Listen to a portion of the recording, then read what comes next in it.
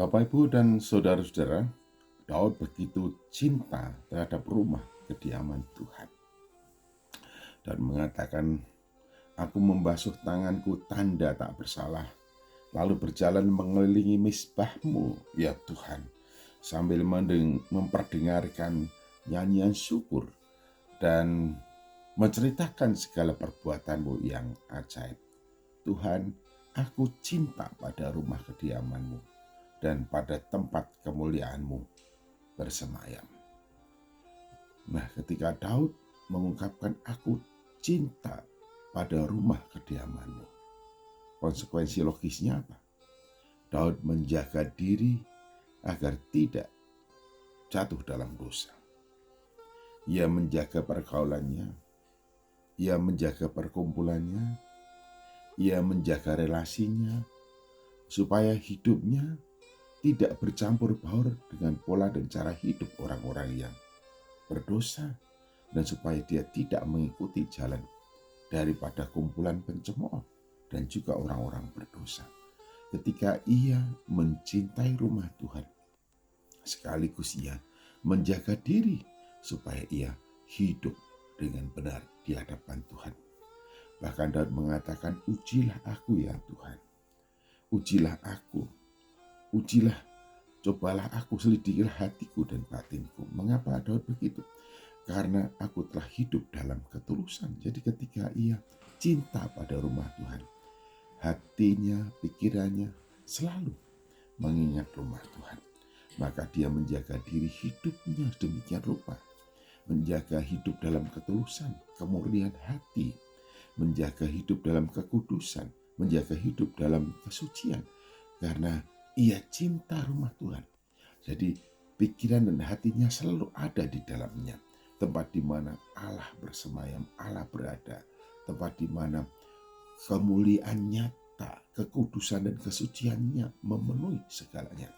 Oleh karena itu, ketika ia mengingat akan rumah Tuhan dan ia begitu cinta terhadap rumah kediaman Tuhan, tempat di mana kemuliaan Allah bersemayam, dan menjaga diri hidupnya agar tetap hidup kudus dan tak bercacat. Menjaga pergaulannya agar dia tidak dipengaruhi oleh cara dan praktik-praktik hidup yang tidak benar. Dan menjaga relasinya supaya komunikasi dan hubungan dengan setiap orang, dia tidak dipengaruhi tapi memberikan kontribusi pengaruh yang berdampak positif kepada orang lain. Oleh karena itu ketika Daud pergi ke rumah Tuhan, apa yang dia lakukan? Tempat di mana rumah Tuhan berada, di situ Tuhan dimuliakan, Tuhan diagungkan, Tuhan ditinggikan, dan tempat di mana orang-orang itu datang untuk mengucapkan syukur, rasa syukur kepada Allah. Dikatakan sambil memperdengarkan nyanyian syukur dengan nyaring dan menceritakan segala perbuatanmu yang ajaib.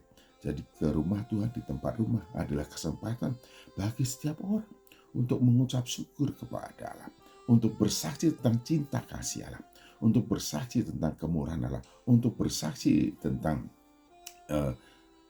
perhatian dan pemeliharaan Allah dalam kehidupannya.